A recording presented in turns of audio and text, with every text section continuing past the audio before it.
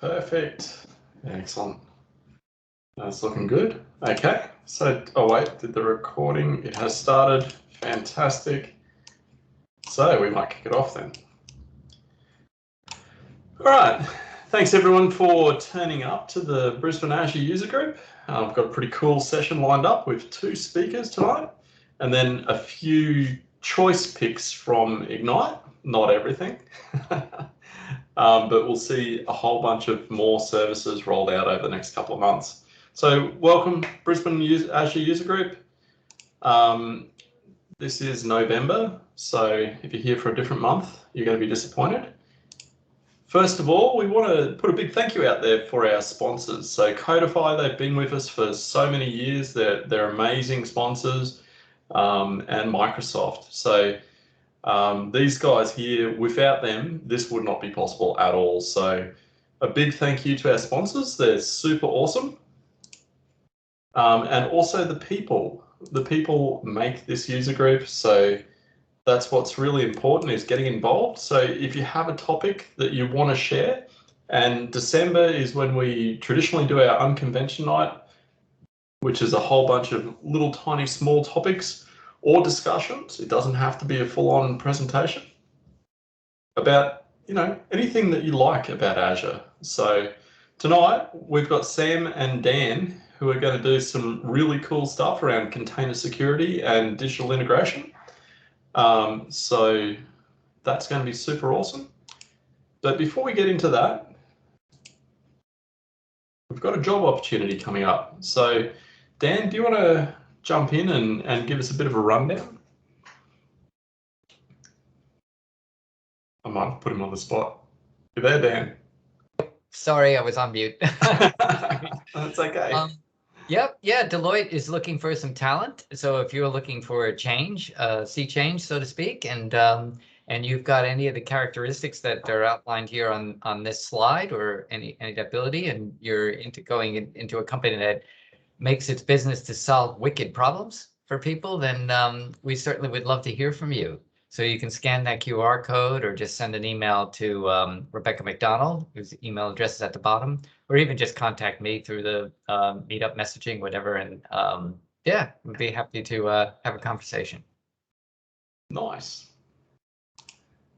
Alrighty, couple of updates. So a good thing or a bad thing? It's kind of a really good thing. So Azure experienced its largest DDoS attack ever. And it's quite a sizable attack, so 2.5 terabits per second sized attack, which was far bigger than the one last year. And there was basically no interruption to those customers in Europe. So that just goes to show how Azure DDoS protection kicks in and provides a really stable platform, even in the light of these massive attacks.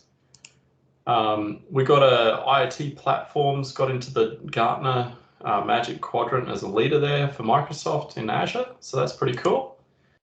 Container apps, Azure Container Apps, it's looking pretty cool. It's basically Kubernetes where Azure takes care of all of the hard bits. So I'm hoping Sam's got a little bit more to talk about containers and Azure Container Apps. Maybe I'll put him on the spot, perhaps, but later on in the night. So you can see there the pricing's not really that huge, so could be a really interesting offering as we see this unfolds. It's in preview, so as we track this as it goes to GA, it's going to be definitely one to watch. We have the private preview at the moment. It's not an open preview of OpenAI service on Azure. So that's pretty cool to see how the GPT-3 models are coming along and, coding a lot of the applications for us. So that should make development a lot easier, hopefully, as we see the GPT-3 models unfold in our environments. Chaos Studio, that seemed like a really cool thing. This is, that it's the same thing as the Chaos Monkey, but applied into Azure, and it's a service that Azure's actually hosting for us, so you can actually get monitoring and visibility about how the chaos impacts your Azure environment and networks and your overall applications availability. So it's really cool to see. We've got a bunch of stuff for App Service. So App Service had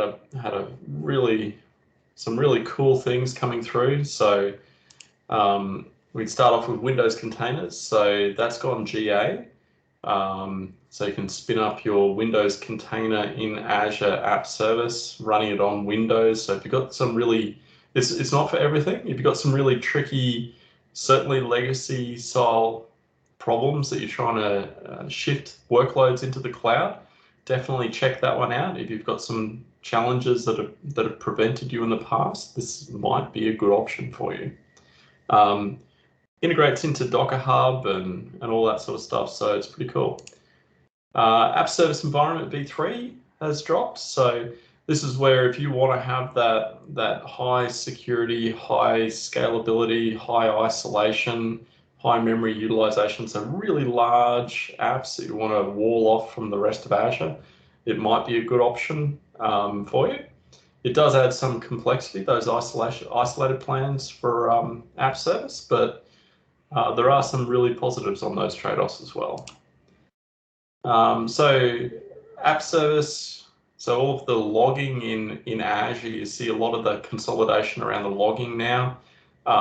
So whether it's coming from App Insights, App Service, Azure Monitor, you're seeing all those logs start filing through to the same spot. So that's really good, especially if you're getting Azure Sentinel to look at your logs.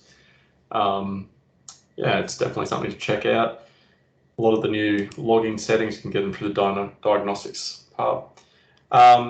There's some extra diagnostic tools for .NET Core Linux hosted apps on Azure App Service. So a few things there that might help you dig into some of the problems that you may have around a Linux-based .NET Core platform running an app service.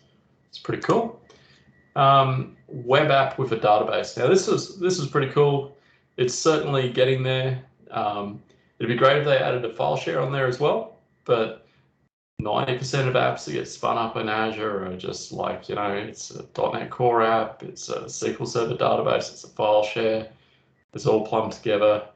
Well, we're going in that path, and it's trying to make it a little bit easier for everybody to get up and running, but there's no front door there and there's no file share, so there's a room to improve as this goes forward, but it's great to see it. It makes things a lot simpler.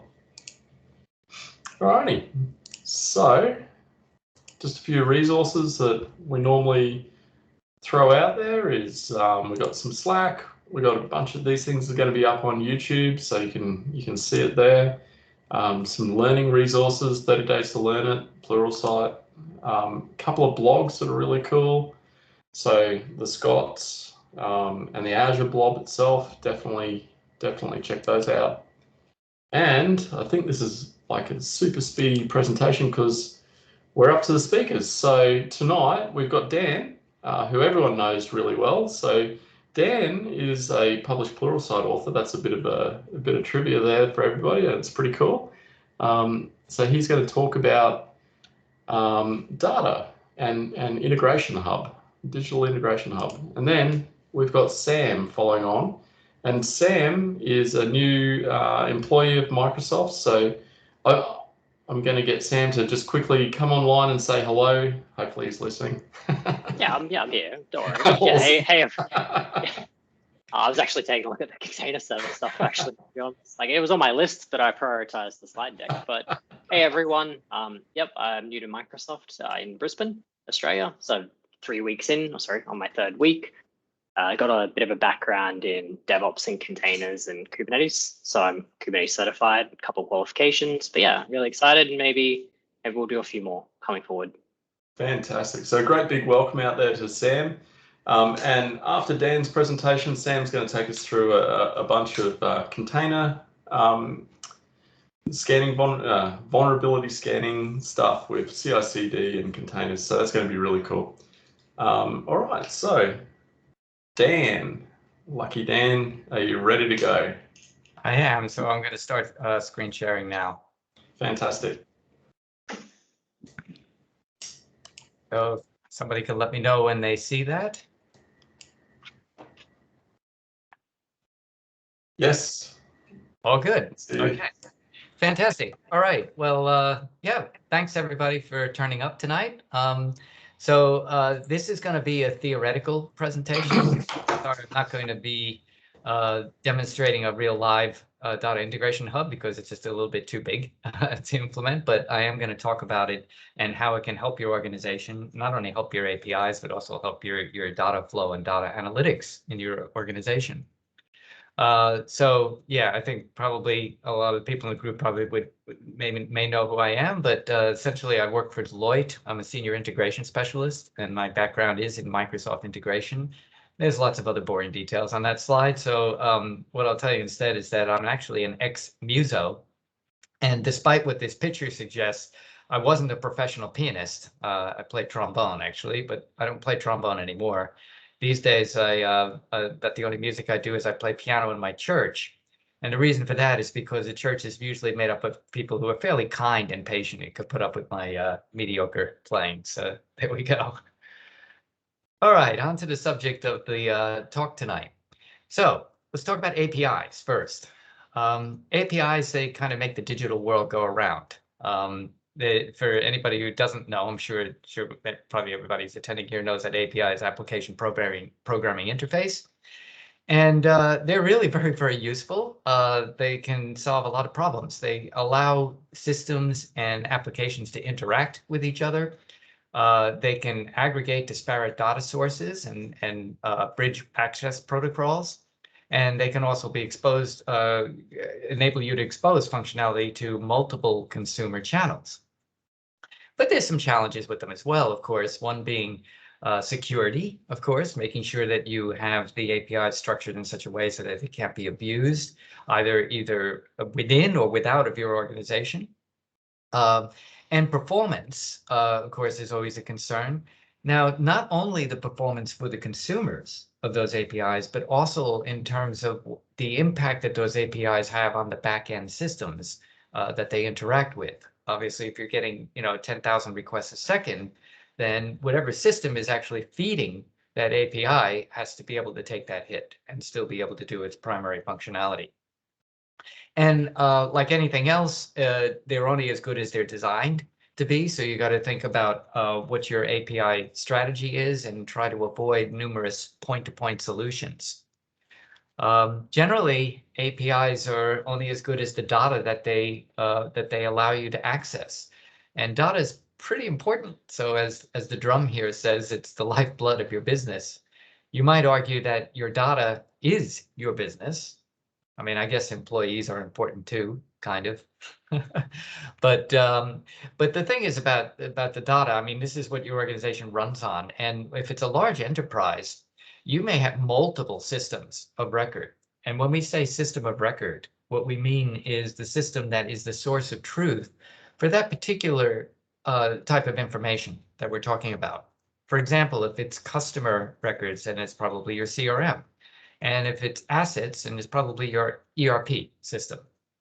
And these systems usually need to talk to each other. So they have to communicate with other internal systems. They may need to communicate with partners who are external to your organization, or maybe even just be able to expose data to your customers, your client systems. So it's very, very important to have a really good data strategy. And you'd be surprised at how many organizations invest too little in thinking about that strategy. So Forbes came out with an article earlier this year with 5 ways that you can make the most of your data. I won't go through everything in detail. There is a link to the article there, and I will publish these slides afterwards, so you'll be able to access them.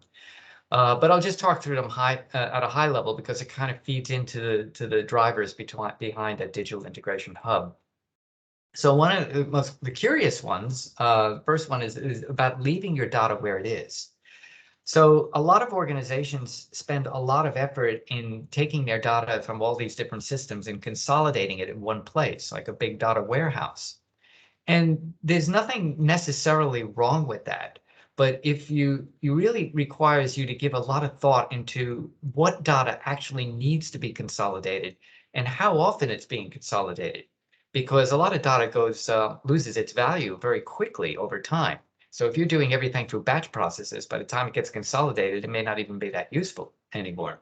So the implication here is that it's better to think about connecting to your systems rather than collecting, if you really want to get real-time insights. The next thing is about making sure, of course, that you handle all different types of data, because any given system, organization rather, is likely to have different types of data, like structured, unstructured, relational, maybe geospatial. So you want to be sure that you have a platform that can handle and consolidate all that different kinds of data so that you can get the best insights out of it. So you want a modern platform that treats data as multimodal and multidimensional. And of course, data is most useful if it's able to drive processes, and using automation and machine augmented decision making. It's great if you can take that data to maybe handle some fairly menial type of tasks. Think about something like invoice reconciliation, or maybe even handling basic customer complaints. If you can automate that process through your data, then you've got a real win there. Democratizing data is all about empowering people with self-service analytical tools. And these are people that aren't necessarily DBAs. For example, your executives in your organizations who want to be able to run reports over that data so that they can gain insights into how their organization is running. And of course, security is a really big factor all the time when you're talking about your data. So you got to take into account any areas of exposure or vulnerability, and make sure you build in the right security for it, and access controls and governance to protect that data as well. Not only from people outside your organization, but people in your organization as well. Wouldn't be very good if everybody in the organization had access to the HR database and could see everybody's salary. So we've talked about APIs, we've talked about data. Now we get on to my favorite subject, which is integration. And I love this analogy with plumbing, because that's really kind of what integration is, isn't it? The integration is about making data flow through your organization and through your systems. And like plumbing, it's generally hidden in the walls, right? You don't actually see it. It just works under the covers, which is, I can tell you, having been an integration expert and consultant for many years, it's very hard to sell integration to our clients and to make them aware of just how important it is. Because like plumbing, you generally don't notice it until it fails. And then when it does, you notice it big time. So integration, yeah, is a very critical aspect of this. And I really like this infographic that we get from Gartner here, which explains some of the value of integration, because like in that first block there, one of the great things about integrating different systems is that you can build applications and functionality that just isn't possible with any one system. By combining them and integrating it together, you can create super applications that just do multifaceted kind of things that give you incredible value to your organization. It also allows you to grow those systems, because you can always integrate additional systems as you go along and expand that functionality.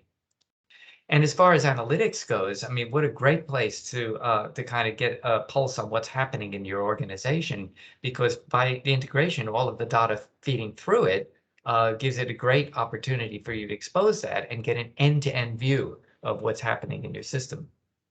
And of course, there's just the basic aspect of when you're sharing data between different systems, you're gaining efficiencies by not having to duplicate data entry. So in this slide, I'm trying to show how everything kind of fits together. So integration, kind of gives you the link between your APIs and your data. Generally, you don't want your APIs calling directly into your systems. You put an integration layer in there to kind of field that for you and do the kind of aggregation and stuff that you need.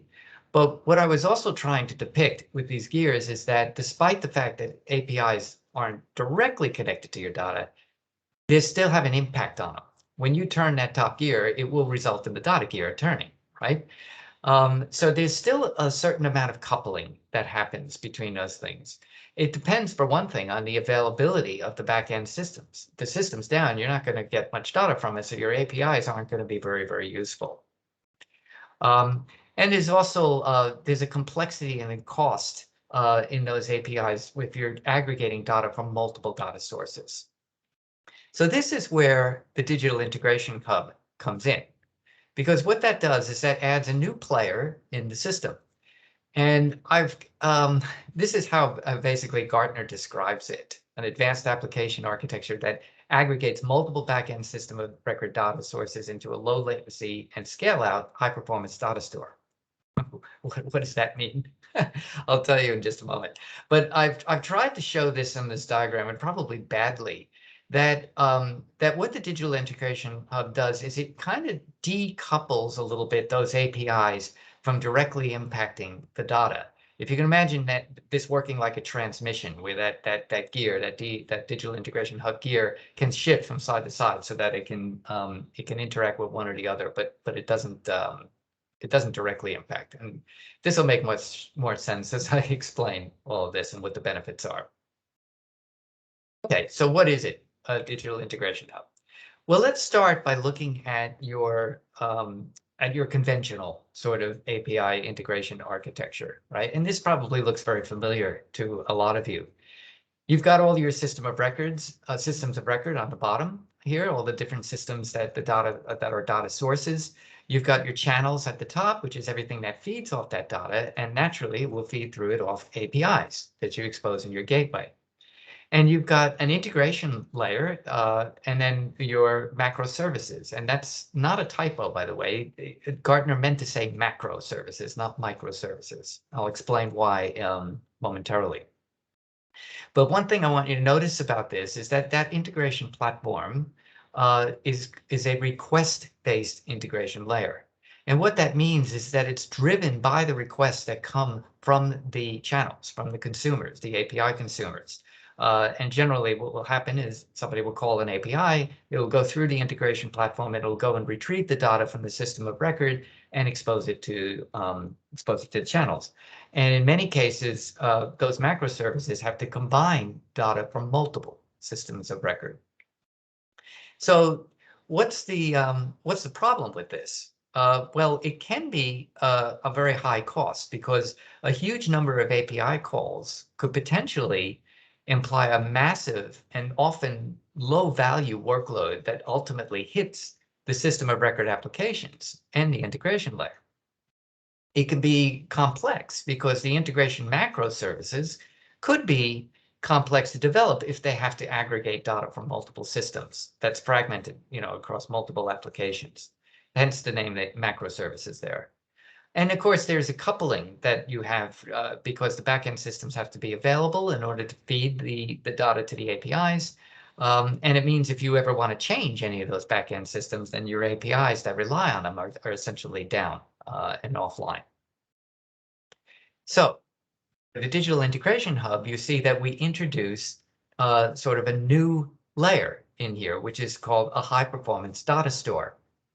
And the description Gartner gives is that by storing an aggregated replica of the system of record data needed by the channel applications, the DIH protects the former from excessive workloads while optimizing the data access latency and responsiveness for the latter. Now, if that doesn't make any sense, let's delve into that a little bit more. What this layer actually does is that it's responsible for consolidating and aggregating data from all of the multiple sources, all of your systems of record. And it not only aggregates that data, but it also transforms it into an agnostic sort of business level representation. We would probably call that a canonical data model, for example. Something that makes sense to the consumers and the analytics that are going to feed on that data. So the best thing about it is that those APIs now and any analytic processes actually feed off this data store, which is not the actual system. So it relieves the pressure off your backend system so that they can actually concentrate on doing what they're fundamentally responsible for doing. right? Now, another very important part of this is the metadata management, because that enables metadata-driven development and introspection to support, for example, domain-driven design. So a good metadata management system will allow you to discover, capture, and synchronize metadata models, which is going to make it a lot easier to find the data that you're looking for and expose it in a meaningful way to the APIs.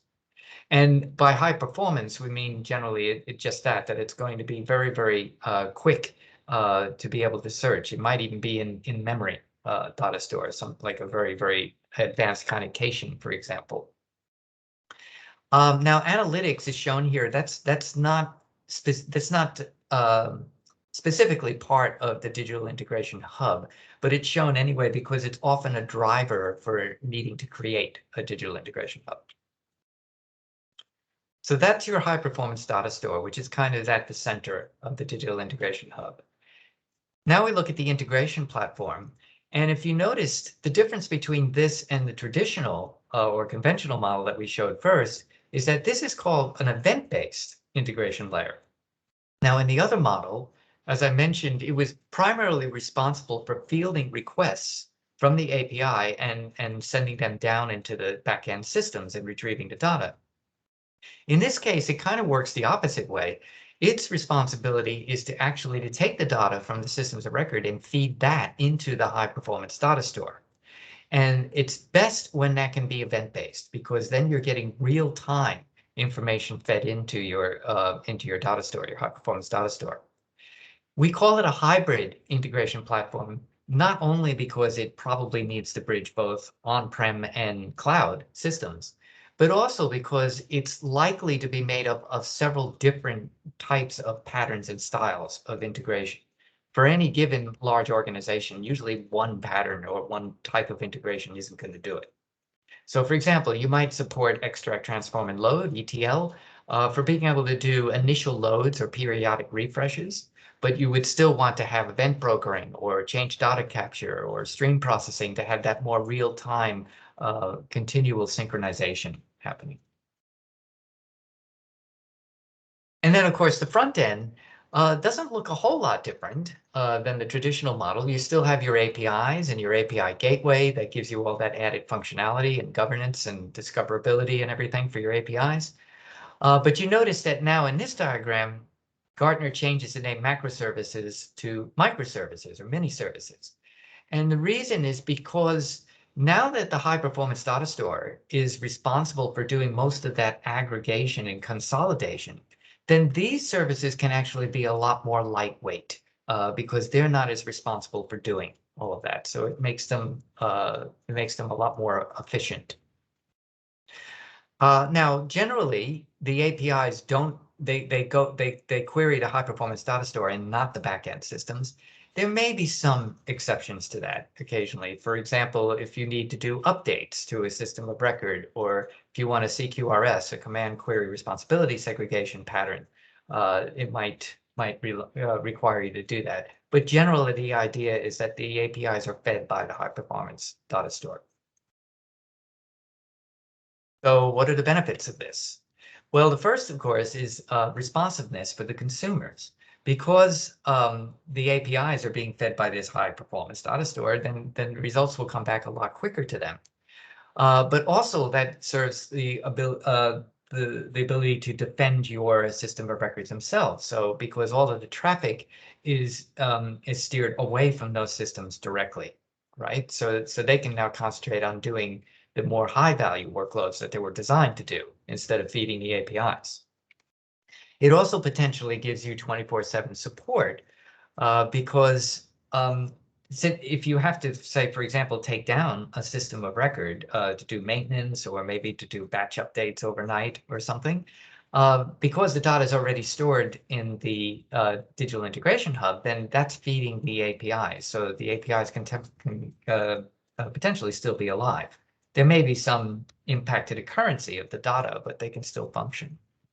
And that decoupling also gives you the ability to do maintenance and stuff without taking down your whole organization. And of course, the ability for that for that high performance data store to feed your analytics services means you can get real-time business insight. So there's a big benefit there. Now, it doesn't come, it certainly comes with its own challenges as well. So implementing this technology is not trivial because for one thing, you know, there's nowhere I think that you can go. Sorry, I just see that people are waiting in the lobby, so I'll somebody's not doing that. Or has somebody done it already? Okay, awesome. Okay. There's no place I know where you can buy a digital integration hub out of the box. So generally, it involves an amalgamation of many different kinds of technologies and platforms. So it's not trivial to build. And then figuring out how to support event-driven synchronization, especially if it's bidirectional, that can be tricky to do. It requires a lot of thought. You need to think about the canonical data model that you want represented in that DIH. And I can tell you a lot of businesses really fall down here in terms of really investing the effort that it takes to really describe their data in a non-proprietary way. And of course, then once you have that model, then you have to implement the appropriate metadata management to make it really, really efficient in order for that data to be consumed. And just designing, building, and managing a very complicated distributed architecture that a digital integration hub demands. So for recommendations for that, first you need to determine if your organization actually needs it. Not every organization does. But you know, if it's worthwhile the investment and you think you have the skills to support it, then you should definitely look into it.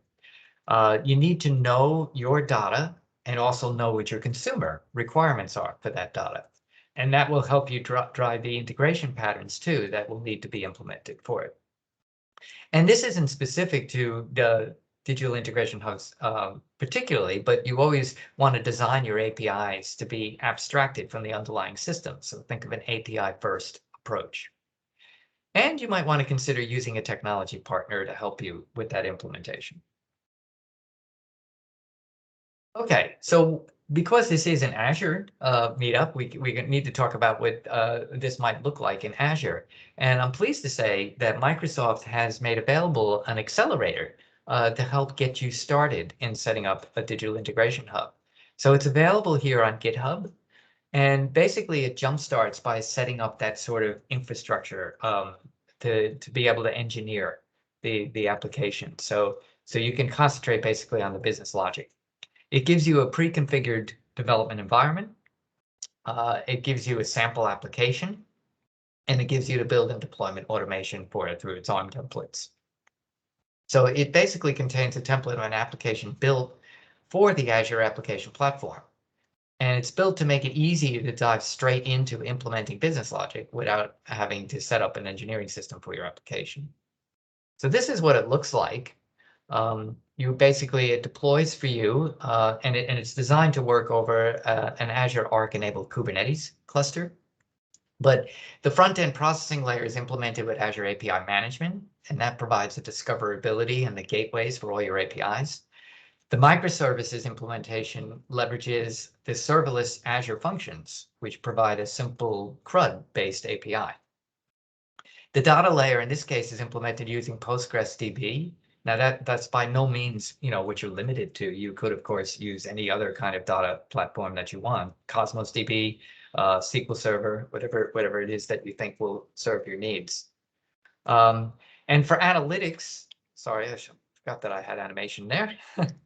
For analytics, you might consider using Azure Synapse. Now that's not bundled in the package. That's something you would need to implement separately. But Azure Synapse is a very, very advanced solution for getting that single pane of glass view over your disparate data sources. The integration layer in this case uses Azure Event Grid for event-driven programming model to ensure that the system responds to all API events in real time. And it uses logic apps to react to those events and process the incoming data. So in this GitHub repository, the implementation of the logic app is left blank, obviously because they don't know what systems you're going to connect to, but you have the ability to leverage 450 plus connectors to sync with the with whatever backend systems of record you choose to integrate with your digital integration hub. And of course, monitoring is provided by Application Insights and Log Analytics, which are both features of Azure Monitor.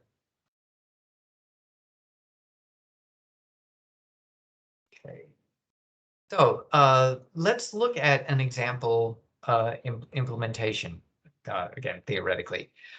So this is a case study that the Microsoft has made available, so I can actually talk about it now. What I'm a little chagrined about is that nowhere in this case study does it mention that Deloitte was the partner that actually delivered this for New South Wales. But anyway, basically, if you think about a pathology services provider, something as big as New South Wales, they would have a lot of systems to integrate, right? You would have your patient management systems, you'd have your laboratory systems, you'd have patient health record, all that kind of stuff that needs to be integrated. So they needed a very good integration platform.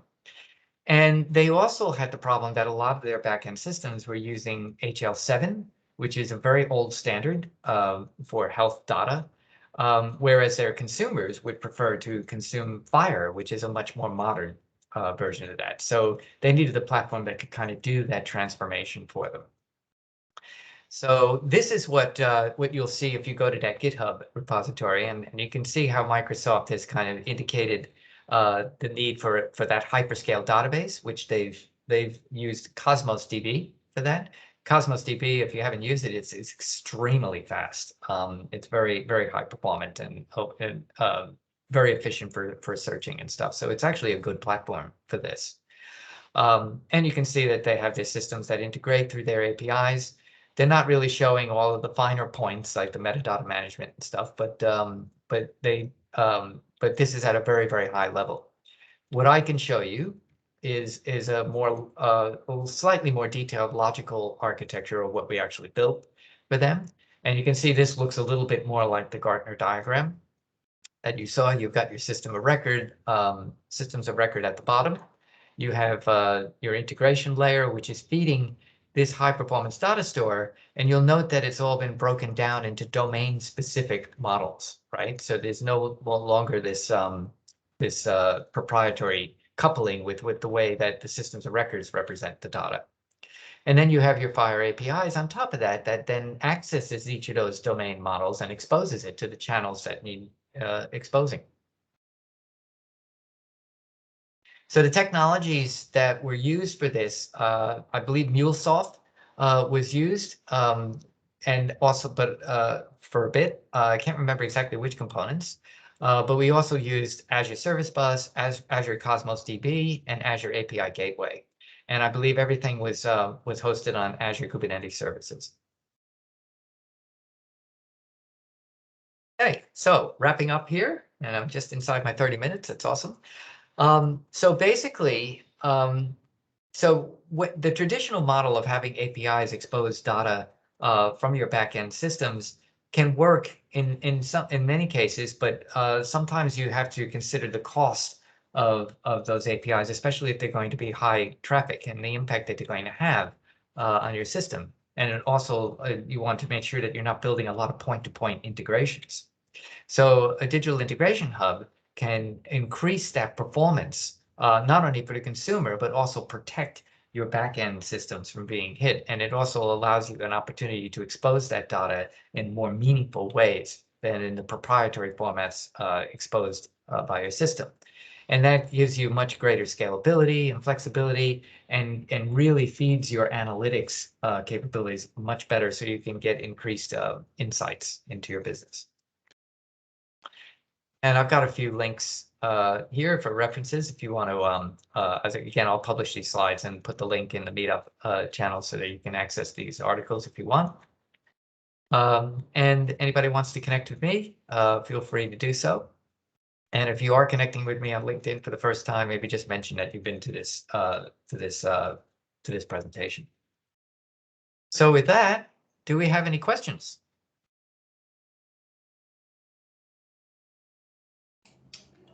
Hi, Dan. I put one in the comments there. So Okay. are you trying to? I'll try to get back to Teams so I can see it. This was a while back, so before you introduced the template, but now I understand it's a template. But if you were implementing it, would you implement master data management in that digital integration hub? Yes, well, that would definitely be one model that you could use. It could be an MDM. It could be a combination. That high performance data layer could be a combination of multiple things. It could be a data lake, an MDM, Cosmos DB. It depends very much on what your specific data requirements are and what your objectives are. Nice, thank you. Any other questions? Yes, you mentioned Synapse, it's slightly off topic there, as the looking through pane. How do you find that works, not just with the API, but having that for your customers when they're a little bit more tech savvy, or do you find that takes away some of the usability and functionality of them being able to just play in the data lake? Oh no, Synapse is a great product, and it's designed for analytics. That's really what its purpose is. In fact, if I go back to the slide that there it is, slide that Microsoft used, you can see here, this is the Synapse logo here that feeds the analytics. So one of the great things that it does is it can feed from data from multiple data sources, data lakes, MDM, SQL database, anything, and then provide you that that level of analytics. I'm not a Synapse expert, but from what I understand, that's the functionality that brings to your solution. Does that help answer your question? Sort of. I guess I was more looking at the we're looking at doing that with proof of concept with Synapse for a very simple thing. That's why we did a proof of concept. We're looking at making that the layer that allows everybody to look at the data, manipulate, play with it themselves without actually getting to the raw data, without being able to touch anything and read the raw data underneath it, because we'd master it, and that's what they can do. And I was wondering, because you mentioned it here, you glossed over it. Is that where you see that with being the looking glass as the benefit part of it? Exactly. That's exactly what it's supposed to be. Yes. Okay. Thanks. Okay. Well, with that, I'll hand over to Sam now. So I'll stop sharing. And we can hear all about containers. Hey, thank you for that. That was really good, Daniel. It's a tough act to follow too on the first round. They're also very different presentations, but no, that was really insightful. So thank you. Okay, thanks, Sam. So let me just get my screen sharing. Cool. Is my screen visible? Yes, it is. Yeah. Awesome. Thank you. Damien, I did kind of take a quick look to do a quick comparison on the Azure Container App stuff. So like 2 seconds. Oh, fantastic. Is That's great. My opinion of it. And I've gone through the documentation, and I think they're going to add some extra bits in. But it's just a managed Kubernetes offering where they've glued in the required Helm charts. So previously, if you deployed AKS, you'd have to deploy some of the Helm charts that they're referring to. So the Helm charts like Kita, which is a Kubernetes event-driven autoscaler, which allows you to scale containers based on messages in a queue or things within Azure or AWS. They're kind of deploying all of these different charts and managing it on your behalf, which is awesome. But it seems like you can't interact with the Kubernetes API, which is a pro and a con. So if you have a container that it requires, maybe making a call to verify if there's any other pods with the same name or some type of grouping, it can't actually do that. And it looks like the applications are managed by ARM templates, not Helm charts. So I'm pretty keen to play around with it. It looks awesome, but I was actually partially hopeful that it might get rid of like the requirement to run Kubernetes clusters, but there's definitely still a requirement for certain applications. But it's very promising. Yeah, it looks really good. Like a lot of organizations fall down with the complexity on Kubernetes. Exactly. Yeah, like compared to Service Fabric's way easier than Kubernetes, but the uptake of Service Fabric, unfortunately, is very low. So hopefully this is like a middle ground that sort of goes, oh, well, maybe it's accessible to most organizations now. You don't need a rocket scientist to actually run it. Yeah, it also looks like they've set up some like default security controls, so you can't run privileged containers by default. So little things like that look pretty awesome just for a new starter. And like the Helm charts that they're bringing in, so the utilities that they've implemented on your behalf, half the problem sometimes is managing those utilities. So it looks really promising. Or nearly all. Yeah, exactly. But I will jump into the presentation. So also forgive me because this is first time using Windows laptop. Oh, it's gone into the wrong. Let me just do that. Welcome to the dark side. I know. We'll see how this goes. So awesome. So hello everyone, my name is Sam Bell. I'm a customer engineer at Microsoft. Well, I can say that for the last 3 weeks. And we're going to do a quick presentation on Azure Container Security. So what are the security controls that Azure provides you out of the box? And how can you leverage those to secure your applications? So I don't have any cool intros about hobbies and stuff. It took some time to think about it, but I really just do hiking and drink coffee, if I had to summarize. But so for the presentation, just a quick overview, we're going to do a recap on containers, because maybe you haven't worked with containers before or you need a refresher. Then we're going to discuss security concerns relating to containers. So we're going to walk through maybe some interesting facts that I found. And I would like to try to paint a story. It's about containers, their utilization, and then all of the security concerns that can come along with that utilization. Then we're going to dive into the Azure capabilities. We'll look at what Azure Container Registry can do, Microsoft Cloud Defender, which is the renamed Security Center. So I do apologize that a couple of the slides say Security Center. And if I accidentally call it Security Center, that's most likely going to happen.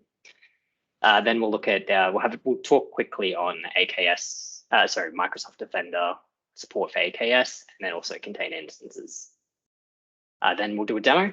And so the demo will be on ACR's CI/CD capabilities that were released earlier this year. This functionality is in preview, but I want to kind of discuss what's currently there, why it's useful, and how both of the container scanning functionalities in ACR matter and when to use each of them. And then we'll just cap off with a summary. So what are containers? This was my favorite quote for what a container is, and it is from Google. There is an explanation from Microsoft, but I kind of preferred the Google one on this one. And so containers are packages of software that contain all of the necessary elements to run in any environment. And I think that puts it quite well. Containers contain everything required to run an application in any environment. So whether that environment be on a developer's laptop, in AWS, in Azure, in GCP, in a data center, running it anywhere. And that is the beauty of containers. To summarize it, is that you have a single package that can run anywhere. So you can test it on your local machine. You can transfer the exact same version of it and know that it will work anywhere else that you run it. So a few other points that I want to highlight on containers are that they are portable. Again, you can run them anywhere. You can run them in any of the clouds. You can run them on multiple different cloud services. Even if you'd like, you can also run them on virtual machines directly in the cloud. You can set up your own IaaS configuration or use a container orchestrator. They're lightweight. So with them being lightweight, they are quite small in size.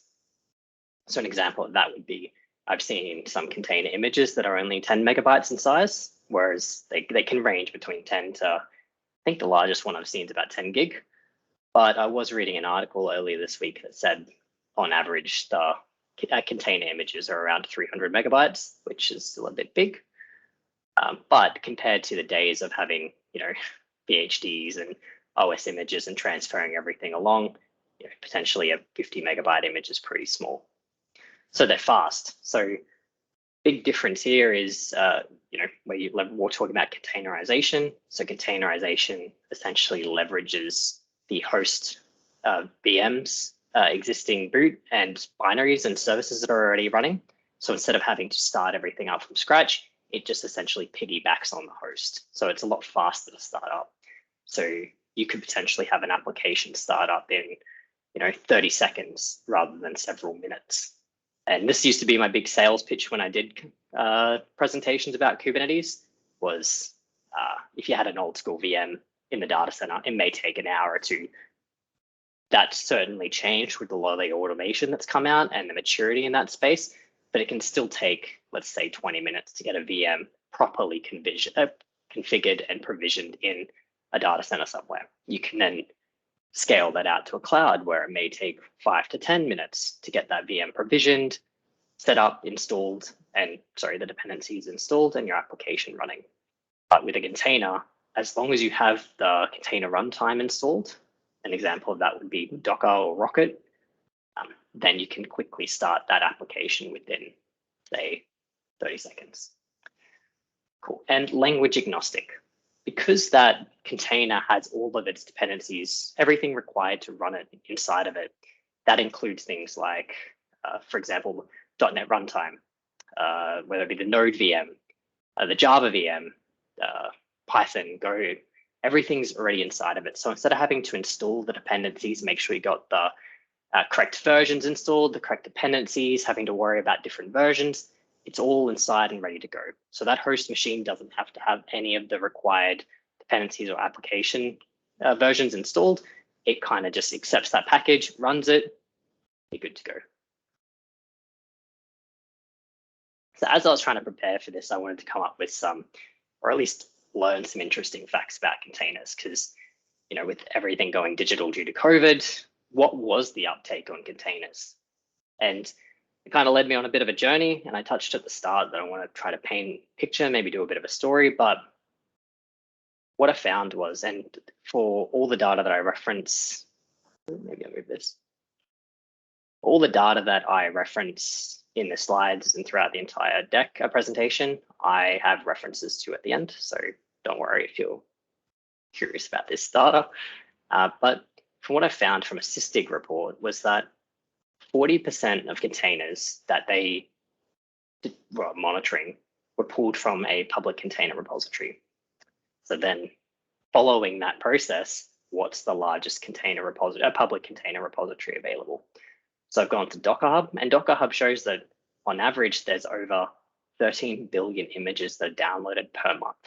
So over 100 billion images per year. Now, I was curious because I was like, well, with the increased digital presence from companies and containers being so easy to implement, how many organizations are using it? Now, I struggled to find any data, and this is the best I could find. But there's a Gartner report that shows that they believe that 75% of organizations will be running on containers by 2022. Now, that study kind of shows that they will be using containers within their organization. It doesn't mean that everything will be migrated to containers. But that's still pretty impressive, considering the large-scale growth from a few years back. I remember when containers used to be a newer thing. So with that large uptake, potentially 75% of organizations having some kind of container footprint, there's an increased visibility. Increased visibility then leads to security concerns. So what I want to check is, okay, well, let's look at the data for security. And within Docker Hub, only 1% of all the images available within Docker Hub are verified or official. And that was shocking. I think the data was something like 9,000 images are verified or official, and there's about 90,000 official. No, sorry, there's about 9 million official images on Docker Hub. So that was fascinating to see that. I wasn't expecting that. And just to be clear, maybe I actually do have a note for the exact difference. So a verified image is an image from a commercial vendor like Splunk, whereas an official image is something like Ubuntu or Alpine. Just to clear that up. So then off that, 4% of operating system vulnerabilities that were found in containers were high or critical. And then within a container, even though it is a small packaged application or package that can run, there is still operating system vulnerabilities, and there's also language package vulnerabilities. So you do still need to manage the OS level vulnerabilities for your applications or for the system running it. So there's 4% of that are high or critical. We then go to 53% of non-operating system packages have a high or critical vulnerability. And to be fair, that's probably mostly JavaScript, but still pretty concerning. I didn't expect it to be above 50% when I found it. Then there's a link to the report at the bottom as well. So then the last part in the SysDig report, it kind of highlighted that 58% of images are running as root. And that could be justified. Maybe the images that you're pulling that they were scanning were to be built upon, and it was your responsibility to change it. But sometimes when you're adopting a new software or a new solution or tool, you don't quite know how to do it properly. And so this could be a misconfiguration or just people not knowing how to change that configuration. The report didn't quite clear up if it was intentional or not. It was just the data that they'd gathered. Cool. So we're up to the cool stuff. How does Azure help you address these concerns? And what capabilities does it have to scan containers? So we're mostly going to be talking about the Microsoft Defender for Cloud, previously known as Security Center, and we're going to be focusing on the Azure Container Registry functionality, as I kind of mentioned at the start. And so that functionality is broken down into two capabilities. Once you've enabled the Microsoft Defender agent for that container registry. So the functionalities are the Qualys scan.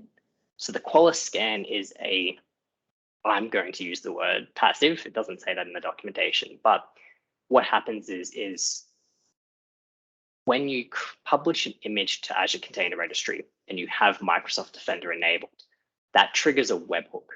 That webhook then goes to Microsoft Defender, and Microsoft Defender then sends an event to Qualys. So Qualys is a industry-leading container scanning solution, and Qualys starts that container and then abstracts any security vulnerability information out of it. And then it will publish that back to Microsoft Defender for Cloud, and then you can then see that telemetry. So we'll walk through that, and I've got a diagram in a second. And the second functionality for ACR, Azure Container Registry, security-wise, is this new CI/CD functionality. So we're going to touch on why you use both and what the pro and cons are for both, because I want to be fair, and I think it's good to highlight when and what each of them do. So for a Kubernetes cluster, because we are still kind of talking about containers and security, so the Microsoft Defender, once enabled on an AKS cluster or a Kubernetes cluster running through Azure Arc, it basically will go and look at the containers that are running and report suspicious activity. It'll tell you if you have pods that are configured incorrectly, maybe privileged escalation, or they're running as root. Maybe the container has access to the host system when it really shouldn't, or they're communicating on ports that are unexpected. You can define some of those rules yourself. And for the container hosts, this basically goes and looks at, for example, a VM running Docker. And so once the Microsoft Defender is enabled for that VM, it will do a CIS scan or benchmark, and generate a report and send that to Microsoft Defender. And that report will show things like how's the Docker daemon configured? How are the containers running? Are there any known issues with that configuration? And the cool thing is all of this data is feeding back into the Microsoft Defender for Cloud, which then you can plug into Azure Sentinel, plug it into Splunk if you like, but you have all the data in a single area. And a lot of previous implementations I've seen, sometimes the data can be decoupled. So you might have all your container scanning logs and data in a specific solution, whereas now everything's kind of tying in the Azure ecosystem into Microsoft Defender for Cloud, and then can be ingested into the SIEM. Cool. So again, we are going to focus on the Azure Container Registry. So this is the first solution that I mentioned. So this is the default, and this is available today out of the box. The moment you turn on Azure Container, Microsoft Defender for Cloud, this is what you get. And this is the workflow I talked through. So an actor triggers an event, which will then go to the CI/CD system. So continuous integration and continuous deployment. At the end of that system, an image is published to an Azure Container Registry. And in the background, that triggers a webhook to Azure Security Center, which triggers the qual scan, which then publishes the results to Azure Security Center, which then allows you to see vulnerabilities for images that are in your container registry. And it also provides you actionable recommendations. Now, this is wonderful. It all works. You don't have to do anything out of the box. You can query the results programmatically using the assessment API, but this isn't on-demand scanning right now. So you can't send through a request to an API that Azure has exposed. You can't use a CLI command, PowerShell or anything. This is triggered internally. Now, the downside of that is that a lot of people, when they build a CI/CD system, they want that control, and they're used to saying, okay, I want to scan the image before it hits Azure. I want to be able to decide whether or not there's a vulnerability during the CI process rather than having it exist in my container registry, vetting it beforehand. And another downside with this approach is that developers can't actually test their images locally. For them to verify if there is a security fault, it has to go through the CI/CD system, unless they purchase Qualys outside of that, but just assume that's not the case. And finally, we'll talk about these again in the pros and cons in the next slide, but as the fact that you can't trigger this on demand, how long does it take and when does it get triggered? So the webhook does get triggered on creation of an image, but it can actually take anywhere from 2 to 40 minutes for that scan to be complete. And you're not going to sit there long polling and waiting for the results of that scan. There is an implementation called Quarantine that's in preview. You need to double check if it's still in preview. That does try to address this concern.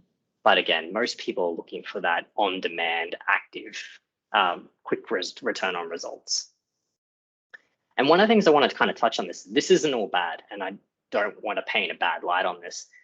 This is a really good use case for passive scanning of your images. So one of the other cool things it does is, yes, it scans on creation of an image that's been published to Azure Container Registry, but it also will scan your images weekly. So it actually goes and gets the data for basically which images were pulled for the last 30 days. So if an image is active, being used by a cluster or in production, it's most likely being pulled frequently, maybe due to application patching and having to restart the VMs. It's most likely being pulled in some regard. So 30 days gives you that control of mostly active images. And it gathers its list, and then every week it will actually go and scan those images. So sometimes, from my experience, I've seen a lot of companies implement a CI/CD scan, but then they forget about the security vulnerabilities after that application has been provisioned and that project's being complete. This provides really good visibility of container vulnerabilities that are for projects that are no longer actively being developed on. So it closes a loop that I find a lot of companies do have, and it closes it natively with Azure Azure services. Cool. So pros and cons. So Microsoft Defender for Cloud, ACR overview. We've got pros. It's event driven. You don't have to do anything, and it uses Qualys, which is again industry leading container security solution. Images are scanned outside of a CI/CD pipeline. Touched on that. The benefits there are that if an application isn't actively going through your CI/CD system, you're still looking and monitoring for threats on images that could be in your production environment, rather than having that gap in your security posture. And findings are published to the Microsoft Defender for Cloud. Again, keeping all the security information in a single area rather than potentially decoupled tools. The cons, scans can take between 2 to 40 minutes. Now, I did see a document reference 2 to 15 minutes today, but the official document does still say 2 to 40. So I suspect they're going to be improving that regardless, but I'm just going to leave it as 2 to 40 for the time being. And the last con is that there is no support for on-demand scans, which is a big thing for a lot of companies. The second, and the flow that's currently in preview, is the CI/CD workflow. Now, I created this diagram. It's pretty dodge, but it's an attempt to be similar to the previous one. So I wanted to kind of keep the same icon so we could still follow that flow. And if we ever did a side-by-side, you kind of understand at least similar constructs. So the actor triggers the CI/CD system. In this diagram, we've gone and expanded what that means. So at a high level, and this isn't a best practice for a CI/CD system, this is just an example of what we're going to do in the demo as well. So we build the image. We then move to the secure stage. So we're going to lint that container manifest. So I might try to stick with the Docker terminology. So we may lint the Docker file. And then we're going to scan that built image for any vulnerabilities. Then we're going to generate a report here. So this is where you could decide to fail the build before publishing the container.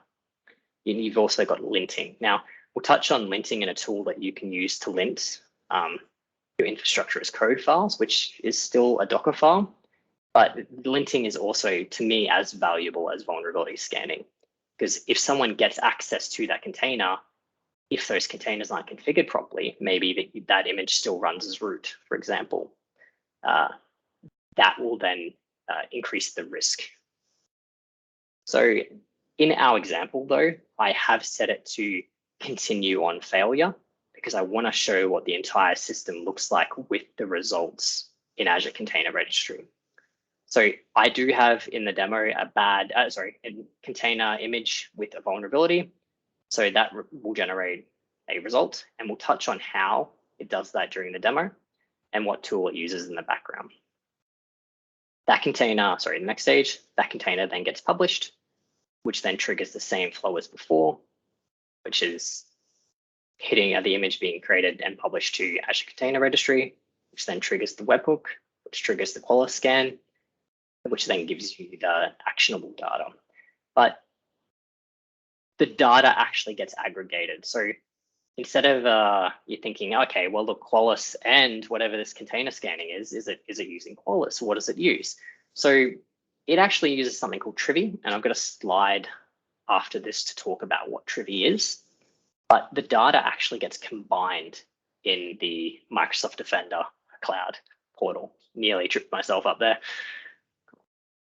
And again, this is now on demand. You can decide whether or not you want to complete this pipeline based on the findings. And it's also giving you findings on the container manifest, which is also, to me, pretty key. The pros and cons: on-demand container scanning with Trivy. That's covering that gap on not being able to trigger on-demand scans with the Qualys stuff as of November 2021. Don't hold me to that. So it's also a simplified CI/CD approach. So you can implement a CI/CD approach to a degree with the existing stuff, but you have to use a little bit of a complex quarantine approach, which I'm not going to touch on here. And findings are still published to the Microsoft Cloud Defender. The cons: so it's in preview, currently only available for GitHub Actions out of the box. I did want to do a demo to see whether or not I could create something for Azure DevOps, but I feel like it would be possible. And the results can differ from Qualys, and I'll touch on that too when we get to the demo. So there's one more slide before the demo, which is, what is this Trivy thing that I'm talking about? So Trivy is an open source security tool that was created by Aquasec. So Aquasec's a very big security company, and they've made this tool open source. So it's very simple. It's very quick to start up. For most distributions, you can just do a single command, an apt-get, a brew, And you can also, they provide, pre-built Docker containers. So you can do a Docker run and instantly scan an image. It's very lightweight. You don't have to provision a database. You don't have to have all this infrastructure ready to go with all the threat definitions loaded. It loads them on demand and it's very fast. So once you've executed a scan against a certain container image, if you ever rerun that scan, it'll cache some of the results and it'll look at the layers. So it actually caches some data. It's open source, and because it is simple, lightweight, and fast, it's very suitable for DevSecOps. So this is the cool Trivy icon. And so Trivy, this is in a nutshell, it does vulnerability scanning. So it does two things. The first is vulnerability scanning. So vulnerability scanning of containers. So this could be a built container or a tar of a container. And this looks at the two things we spoke about earlier in the slide, which is the OS level vulnerabilities and the language package dependencies, mostly JavaScript. And the second thing it does scanning wise is it scans configuration files. So infrastructure as code can be scanned, and those can be Docker files, Kubernetes manifests, and Terraform. So it'll go and look at for example, the Kubernetes manifests, and it will go and check to see whether or not privilege escalation is configured, which is bad practice. What permissions have been allocated to the container at runtime. And it can give you those warnings, and it's slowly moving everything to the left and helping you mature your containers before they go into production. And it's open source. If anything, it's worth giving a try. So we are at the demo now. And I really should just minimize that. So wish me luck in the corner. So what do we got? So I have created a public Git repo. Now this is solely for the purposes of this demo. It does have some code in it, but full disclaimer, this is all demo stuff, nothing interesting. And I'm not sure how much longer I'll keep this up for, but at the end of the presentation, there is a link to this GitHub repo if you want to take a look or reference it. And it kind of has just in the README a summary of everything we were doing here in this presentation. And this was mostly my working notes to make sure that as I was working through what I wanted to present here, I always find it very helpful to include the notes in what I did. So it's also got a reference to the diagram we walked through if you're keen. So what we want to look at here is what is that CI/CD component that we spoke about, and how does this preview feature work? So again, it's only supported by GitHub Actions, and that's because there is a specific container GitHub action that performs this task. So we're in GitHub. I'm not going to open up Visual Studio Code on my laptop, but it's going to use the cool new feature and have it open up directly in Git for me. And if you're not sure about that, you press the dot and it opens up Visual Studio in the browser for you. And so now we can look at this file. So I might zoom in a little. This one a bit smaller. Okay, so what we want to look at are the different stages, which is kind of similar to the diagram we looked at a second ago. So we have a single job, and it's just called ACR CI/CD workflow, mimicking what the implementation or the Microsoft documentation states for this. We're going to clone the code for whatever branch or whichever branch or commit actually triggered this event. My event is push, but for the sake of being simple, I'm going to trigger it manually. Then have a step to authenticate to the container registry, because we don't want to have a public container registry open, especially with my demo stuff in. So we've got the secrets in GitHub. So it's using the proper GitHub secrets aspect.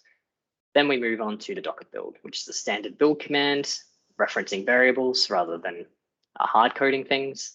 And you can see here it uses the run number, which I'm going to use to identify the image that we build in the Azure portal. Cool. So we've authenticated to the container registry. We've built the image. We're now using this new functionality, which is the Azure Container Scan GitHub action. Now this is in the Azure GitHub organization, and it's still being actively developed on. And this is where they've kind of aggregated two things. They've got Trivy running in the background and something called Docker. Now Dockel's doing the linting, not Trivy. But maybe it's better. That's probably something I haven't gone through. But this is an abstraction of Trivy for the container scan and Dockel for the container manifest verifications. Cool. And we can see, as I mentioned, I'm going to continue on errors. We then publish the image to the container registry. This is why we authenticated earlier. And finally, we publish the telemetry to App Insights. And so this is the reason I believe this is probably capabilities outside of this GitHub Actions, although you would need to build it. It's because if it's going to App Insights, it's probably just a JSON payload. If you mimic that JSON payload, you could potentially do this elsewhere. But don't hold me to that one. Cool. So I am going to trigger that manually. So we're going to go into Actions. And I have tested it. Just don't want to not test things. And we're going to rerun all builds. So I have deleted any artifacts created by this. And so at the end of this, we should see only one image called, I believe it's container scanning demo. And it will have build number 14-commit ID. I want to show two phases of this. I want to show what the results look like from the GitHub Actions perspective, and then we'll go into the Azure portal, look at where we go to turn this on, potentially discuss the costs too, and then look at what the results are in the portal. So then this is all those steps that we were talking about. We authenticate, we build the image, we execute the container scanning action that was published by GitHub, Microsoft employee, I believe. And then we're publishing the container now, and then we're going to publish the telemetry at the end. Wonderful. So refresh, cool. I would love to show what the security results look like. Now, this is a table, and this is showing the output that Trivy natively provides. And we see Trivy being referenced here. So if you were to scan this image on your local machine, literally Trivy and copy paste this, it'll give you the exact same results. And I think that's pretty key because I've worked in a couple of places where developers or people writing code are abstracted from being able to test things themselves. And then there's a level of frustration where they don't have control on actually debugging it locally. And then you got to just keep pushing it out the CI system and waiting, and it causes pain and a bit of conflict. And it's wonderful to have a tool that you can mimic the exact results that you get in the CI system locally in a very clear table. And you can output, there are different output options for this, and you can automate some parts of it too. So to only see criticals higher, for example. But you get to see the CVE version, you get to see the package, you get to see the severity, and then a bit of quick explanation. It also shows you, bottom here, there's a lot in my example. It shows you at the bottom here the linting results. So there was a fatal saying, hey, don't use the sudo command. Then some best practices. I guess that's still fatal. When you use apt-add, make sure you add notation at the end. And it walks through best practices. So you could scan this, and if anything, it'll help with your container health overall or maturity. So I love this, but some people don't.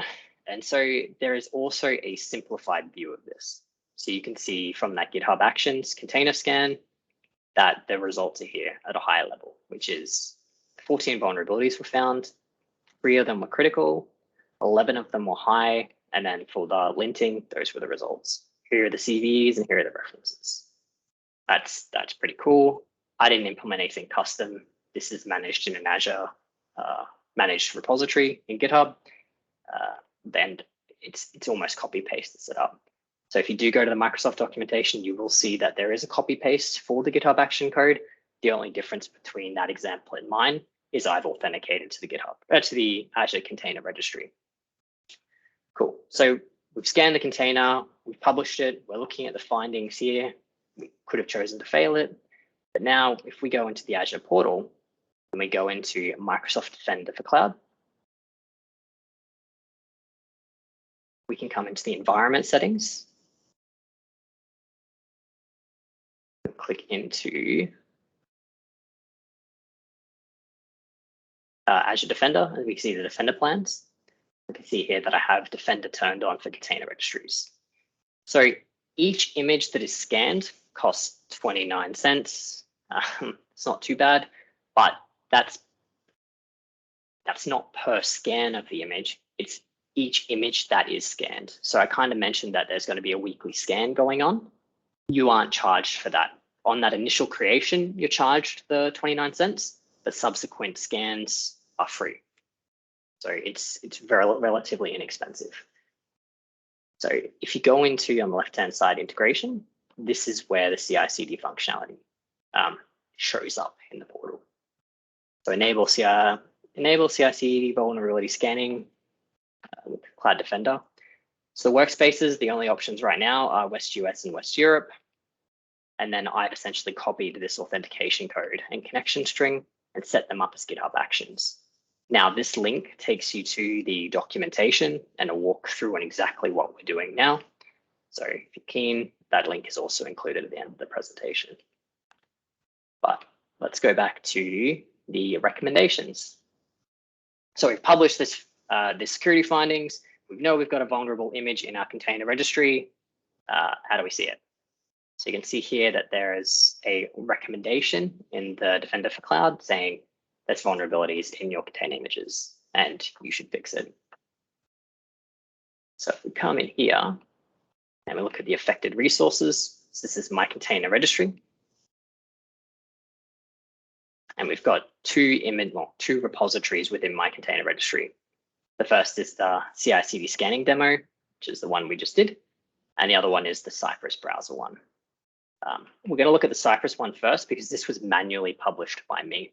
And the reason I published this actually is because it's quite interesting, whereas the other one doesn't have too many findings. So this has no CI/CD findings were published because again, I published this manually. And if you have a CI/CD system, unless you're using this integration, this will be empty. But we can see here that there's 89 highs, 144 mediums and 1 low. You can click into each of the findings and you can see also which artifacts are affected by it. So we can see in the repository, this is the digest. And you can actually go through and actually see the CVEs that are related to this and potentially whatever the remediation tasks are to upgrade that. Potentially a better example is the Google Chrome one. Here are all the CVEs all the CVEs just related to this one finding. And it also provides instructions on how to remediate that. Cool. So if we go to our demo image, so this is the image we published through our GitHub action. And we can see here that there is one finding. Pardon me. Oh, mate. This is why really.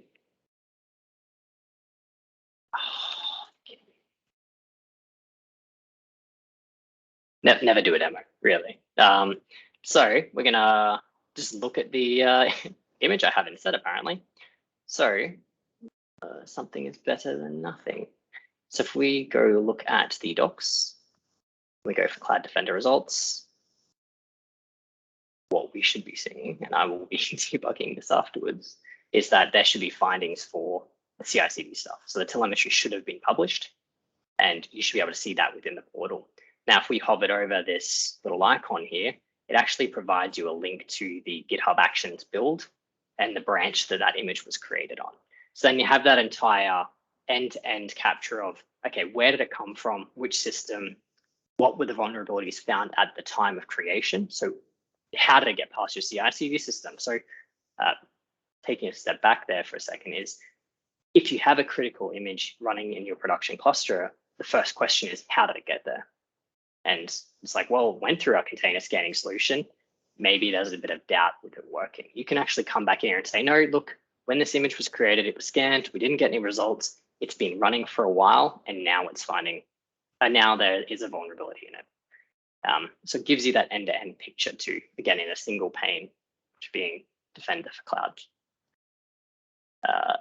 There is an obvious problem here, which is, why is there 1 high versus 2 highs? Now, that's because one is using Trivia and one is using Qualys. And Qualys doesn't have, it's not using, I believe, I don't want to be quoted on this one, but I think it uses the CVE results of version 2 rather than version 3. So with CVE severities, it goes 1 to 10. And so in version 2, there is no critical.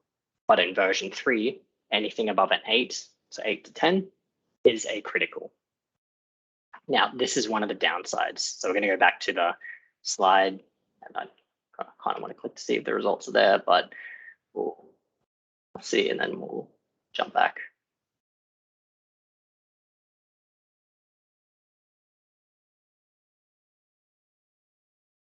Remediate vulnerabilities, container.